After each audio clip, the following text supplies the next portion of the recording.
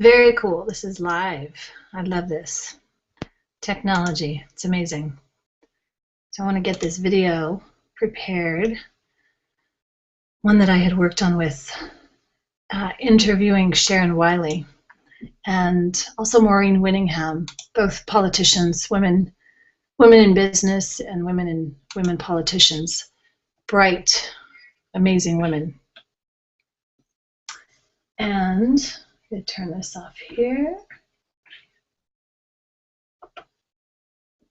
Turn this sound off. Good Lord. Okay. Let's find Sharon's. Here we go. Okay. So, hello. This is Stephana Johnson, and this is Finding Joy Beyond Trauma. It's regarding my book, Finding Joy Beyond Trauma. There's stories of healing strategies for thriving. So everyone's had trauma in their life. This started out to be a journey, this meaning the book, started out to be a journey of my own healing with my past sexual abuse that I had hidden and kept buried for too long, 20 plus years. And then as a result of having my own children, and this is something that no one tells you because, well, you just don't talk about sexual abuse, you don't talk about incest, you don't talk about that stuff, right? Well, we've got to, because it can really mess people up and derail humans and women and people.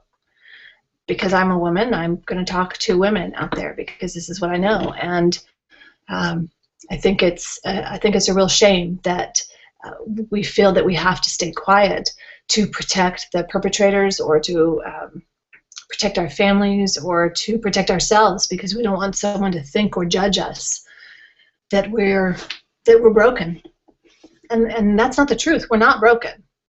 In our minds, it could be that way, but someone who is healed, someone who has actually gone through the process of healing or during the situation had support around them that was sane and competent and compassionate and understanding and supportive, true support, they fared better. And out of the 27 stories and 27 people that I interviewed for this book, the ones that suffered the longest were the ones who remained silent and remained in fear of the repercussions of bringing up the past or even confronting it.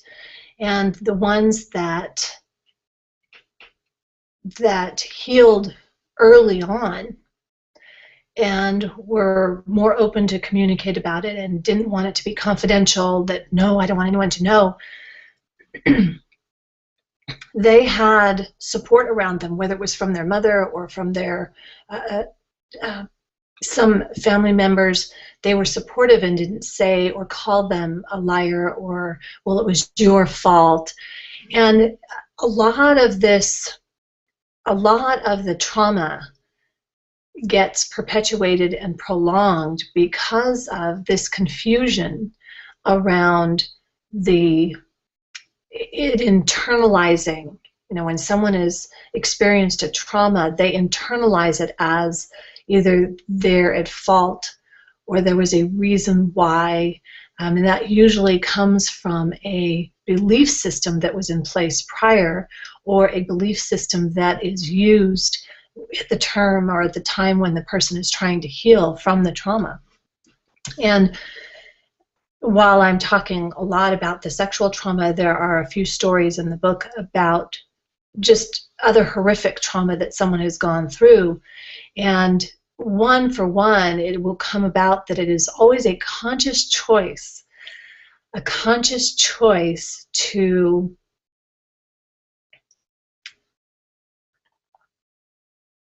focus on a positive aspect of it or a positive aspect of themselves. And this brings me to one of the tools that, and the references that I have as a reference in the book, and that's the Course in Miracles. And I think that every human being should have access to this book. It is a gift to humankind, this book, Course in Miracles. And without going into all the scoop on it, you can discover it for yourself if it calls to you. The concept in the very beginning in the Course in Miracles, the concept is that it doesn't mean what you think it means. And the little exercises that you do in the Course in Miracles are practical exercises that you start out with 5, 10, 15 minutes a day, shifts your mindset. And when you're living with the reoccurrence or the re-energizing of the trauma, even though it happened whether a year ago, 10 years ago, 50 years ago, that trauma can be restimulated or triggered in the cellular structure of the physical body, and then it can layer out to the mental body. So there's different energy bodies. So the physical body that we know of, that we identify with each other. You identify me, okay, here's Stephana, she's in her physical body, this is what she looks like, this is her meat body, and you can see this. And then there's the energy bodies that we all have, and that we know this as an analogy. We can use this as when somebody walks in a room and you know, oh, it's really dense, it just feels like, oh, someone's angry, oh, I can feel that, they're pissed off, or whatever. So that's another concept or analogy of energy. So getting into this concept of understanding how everything is energy, and that's really the fundamental place that I work from, is that everything's energy, even these dense bodies that we have, and they have cellular energies. And this is, all over any quantum scientific, go study it, Google it, G+ it, Hangout it. It's information that is out there and available to us to understand that when we have an experience of trauma, to say just get over it is like saying, well, I was going to say like dumping, I don't know, never mind. That analogy is not very good. Okay, clearly I'm a little bit tired here. Well, the concept is this. If you've ever experienced a trauma, then for someone to say, well, just get over it, it's kind of, it can piss you off, right? Because it's not true. You don't just get over it. There are different layers that have to be healed, and it's not something you just get over. And what I'm saying here is that there are the layers that we can understand where it's more than just the physical manifestations. It's also the mental, the emotional, the spiritual, the connection that we have with our past, with our, we can call it the inner child, we can call it, there's all different kinds of names that we can put on this understanding of the who we are as an individual, because we're so much more than these little hubs of us with our cell phones. We're so much more. We're complicated, more than just human beings. We are spiritual beings having a human experience, and do we understand all of it? No, I don't think anyone does. I think there's a billion different viewpoints of a billion different ideas, and the thing that we have to do as individuals is take on the responsibility of healing ourselves. So if somebody says get over it, just get over it, that's their thing. That's their way of either avoiding or whatever their stuff is, and you don't have to own that. The reason I brought that up, and so let me go back to the Course in Miracles, because that's what I was talking about. So the Course in Miracle concept, this one piece that I cover in great detail in one of the chapters, is that it doesn't mean what you imagine it to mean. It doesn't mean what you think it means. And for me, this is one of the greatest breakthroughs that I had in healing my past trauma, because the way mine looked was I had the sexual abuse and the trauma very early on in my life, and so it skewed how my reality was of who I was, of who other people were. And then when I went to then you go through genetic types of things, your body goes through hormones, your body develops and changes. So when someone is abused when they are 4, 5, 6, 7, 8, before their body is even developed, there is that trauma is laid down in the cellular structure of the body as the person grows. And then, so there's a meaning there, a meaning that someone can put on, I as an individual would put on, oh, it means this. Well, this means this. Well, this sensation means that. And this is the way that happens. And this means that. When it doesn't mean what I think it means, type of thing. And so the Course in Miracles was fundamental in breaking free from those concepts that I was just so, there was such a stronghold. It was just like, wow, I need to get my B vitamins here. It was just like claws in me. And when I was talking with probably 4 or 5 of the people that I interviewed knew Course in Miracles and used it, and the rest used other types of things, but they fundamentally, they all had a similarity in that it was whomever took on the helping in their life to heal their trauma and what reality they went through, what shifted for them to go through their healing process, was that it didn't mean that they were, it didn't define them. It didn't define them. That's what I want to say.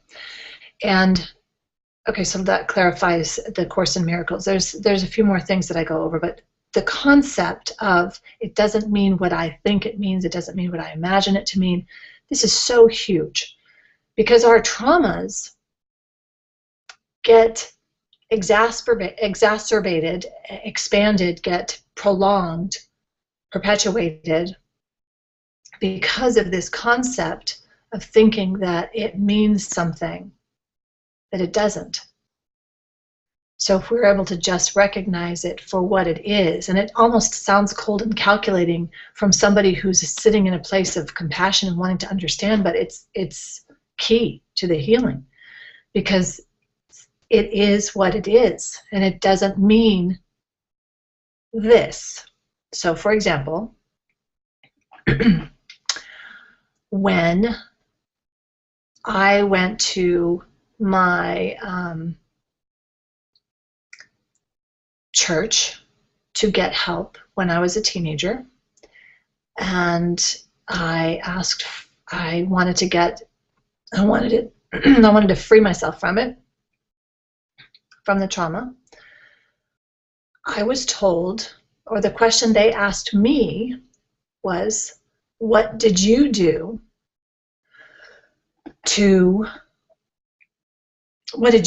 was the question. Now that was just their training. That's what they used as their component when someone says about another that someone did something to them. That's just their, that just happened to be the religion and dogma that they used. And that messed with me so severely, because I thought it meant that I was bad, I was wrong, I deserved it, it was my fault, even though I was 4 years old, 5 years old, 6 years old, 7 years old, 8 years old. I deserved it. And that's the mistake. And so for me, that's where Course in Miracles was fundamental to my healing. Because in that moment I discovered that, oh, it doesn't mean what I imagine it to mean. It doesn't mean what I think it means, even though I've been trained for how many years in this dogmatic religion to believe that if if I say somebody did something to me, then I must have done something to them. I mean, how is that, right? Now, that's not the point of this, but it's really key to understand and to heal from the trauma and to find joy beyond the trauma. Because if you keep thinking and believing something, that you are bad, that you deserved it, it is totally digging yourself a pit. It digs you into a no return cesspool of crap, and it's no fun. So going back to these stories in the Finding Joy Beyond Trauma, it's really fundamental to how we look at ourselves. Are you gonna clean the kitchen?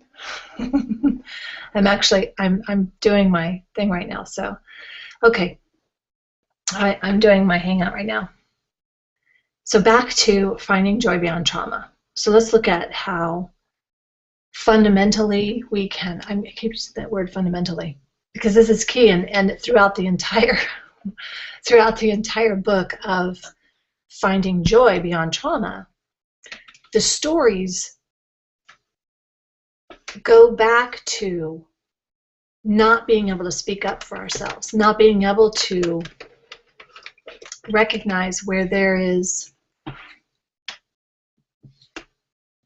well, not being able to say, hey, this isn't right. I don't think that this is, no, I think not. So then that goes into the next level of skills, and well, where you have taught boundaries, and what kind of boundaries, and your model as your parents or the people around you, did they have boundaries, so that did you develop the kind of skills that you need in order to have a safe space around you. So it's really interesting. It's really actually quite fascinating. Probably the best thing I ever did was to start writing this book. I highly recommend it. It's one of the things that I love about what I do as a coach, and especially as a communication coach, because ultimately what I want to do is work with my clients so that they are expressing from their unique, authentic voice. And 9 times out of 10, someone who cannot express or communicate from their authentic voice, they're hiding out, they're keeping themselves, they're just hiding out and reluctant to put themselves out there. So how are they going to grow their business? They have something in their past like this, the trauma, some kind of trauma, whether it's in second grade where the second grade teacher said, oh, you're no good, you'll be a failure, or mommy or daddy said, you're no good, you'll never amount to anything, those kinds of things. That's all part of the trauma too, but it goes back then to this one simple thing of, it doesn't mean what I think it means. And I love that. That's going to be my motto. It doesn't mean what I imagine it to mean. It doesn't mean what I think it means. So then that takes us to, so what is it supposed to mean? Well, it doesn't have to mean anything. It's just what it is. And when we start defining it and giving it power and putting so much energy onto it that it defines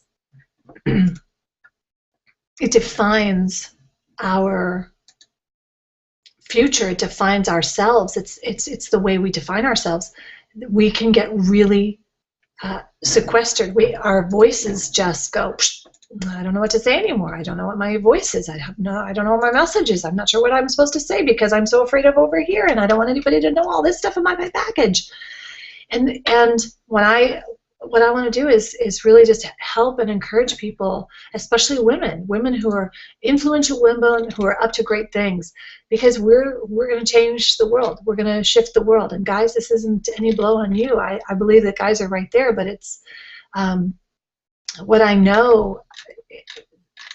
There's just something different in the feminine energy, and I think men can start supporting this. But this patriarchal idea and the patriarchal society we're coming from is unworkable. It's unworkable.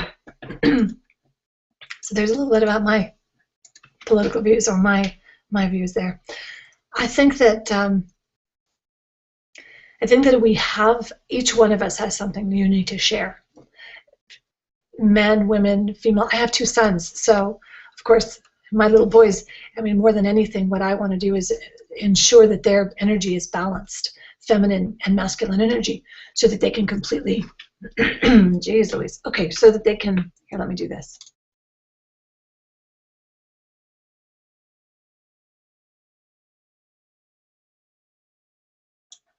All right, so yeah, so balancing this feminine and masculine energy when we've just come from this energetic wave of very patriarchal, very dictatorial, I mean, you know, this energy where it's squashed, where men can't be in touch with their feminine energy. And I think that the men who are not in touch with their feminine energy get into just as much, thanks so much, I appreciate that, get into the lacking within themselves, and they feel the experience. And I wonder, this is an interesting one, that I had one gentleman that I interviewed, and he had an experience of trauma in his past that had nothing to do, it wasn't sexual abuse, or it was actually the trauma was an experience of how he was raised in a religious and very strict viewpoint. So it was very traumatic for him, and he lost touch of what was authentic for him, his authentic voice, and felt he couldn't communicate that. But he was a very smart man that realized early on that, hey, that doesn't work for me. I don't need to buy into that, and I'm going to let that go. And then he could consciously make his own choices as to how he wanted to be. And it just so happened to be that he's very in touch with his feminine side. And yet he is a very strong, masculine man, and he's very balanced. So it's really fun to see how we can, as individuals, live in our balanced energies of our masculine and our feminine. And I think that this is just my theory, but I believe that it's tied in with why others abuse another sexually. And that brings me to another point, and that's this alpha male thing, which I've just gotten my brain around after interviewing some other people who had talked about how this alpha male, so I have an alter ego for her name. Most of the names in the book are confidential, so but anyone can relate to this, and I've changed the details, so I'm just going to do that really quickly here and just bring this up. Okay, so the alpha male will come in there, and then, you know, just like with the pack of dogs, there's an alpha male, and then there's the other dogs that have to, maybe they'll fight for it, and then whoever's the alpha male, the other will have to become obedient and lay down for them. And this is what's really interesting, is that so for example, when women are sexually abused or raped, oftentimes what will happen is the perpetrator will say, but she wanted it because she laid over and took it. And that's then this alpha male thing really makes sense, because there's, at some point, the woman just succumbs. You don't have a choice. What else are you going to do? You're going to keep fighting to the death? You can try to be the alpha male, but at some point you just have to roll over and hope that it gets over with, because it's survival. It's just pure survival. You could either fight to the death or roll over and take it, and it's survival. It does not make the victim at fault. And that's the biggest screw-up thing here, is that so many places the victim gets put at fault because of that, because they should have made it known, made it more clear. It's like, we tried to be more clear. Anyway, it's a really interesting topic, a really interesting subject, and this book is just a fascinating journey. Unbelievable how, 1 in 3 women have been sexually abused. 6 in 10 men have been sexually abused. It's a freaking high, it's a high number. And those statistics, I've been in rooms where 99% of the people have been sexually abused, and not by setting it up. I've been in a group where 100% of them have been sexually abused. Not because I called them all together and said, let's get together. It's just one of those things. It's like, whoa, it's a big number. And why don't we talk about it? Why is it so weird? Why are we having situations? It's amazing to me when I was speaking to groups in the past before I changed my focus. And I'd start my speech out with, look to your right, look to your left. 1 in 3 have been sexually abused. So I spit out the white elephant right there. And I'll go in to give my speech, and then I'll have 2 or 3 people walk out of the room. And those 2 or 3 people will stay outside and wait for me until the end of the speech, and then they will come up to me and say, I'm so sorry I had to leave because I couldn't take what you were saying because I was abused and I hadn't told anybody for 40 years or for 20 years or for 50 years. And that's just wrong. People need to stop suffering in silence. I think it is part of the reason why we have so much disease, why we have so many disorders, because we're not confronting our past. We're not healing our crap because we don't think we should. We just need to get over it. No, we've got to heal it. It's not about getting over it. You don't get over something like that. You don't get over it. It doesn't just, you can't erase it. You get strong. I mean, that you're still here talking about it. You've survived it. Now we just have to handle all the rest of the stuff in the gut, the nausea that comes up every time someone approaches you or wants to touch you or caress you, and you back off, or you can't have the lights out because it's too scary, or you can't go near this because of that. Those are the things that we need to heal so that we can get out and do our truth, so that we can get out and do our work that we're here to do, and we can make an impact on the world. And that's why I'm here, is to help you do that. So I'm starting it out with my book, Finding Joy Beyond Trauma. It's going to be out in a few months. Lots of editing that needs to go on for it, because I've got hundreds and hundreds of pages of incredible stories. Just needs to be edited into what my editor sees fit. So that's the first step. And then communicating your message so that you can grow your business and you can reach your audience and you can expand in your gifts. And I'm excited to do that. So Stephana Johnson is StephanaJohnson.com is my coaching website. FindJoyBeyondTrauma.com is my website for the book and for specifically healing of the trauma. And it's been fun. It's 7:30. I'm all done. Now I gotta go wash dishes and clean my kitchen, unless I can get somebody else to do it. Doubtful. All right, so have a great night. I'm going to be doing these once a week, I think, for the Finding Joy, and then and specifically on the Finding Joy Beyond Trauma. If you see this and you want to be on the show with me and you have questions, I'm going to be opening Akashic Records live. I do Akashic readings. Just 1 or 2 questions, we can do that. You can do it confidentially. I just want to do this. I want to help this planet.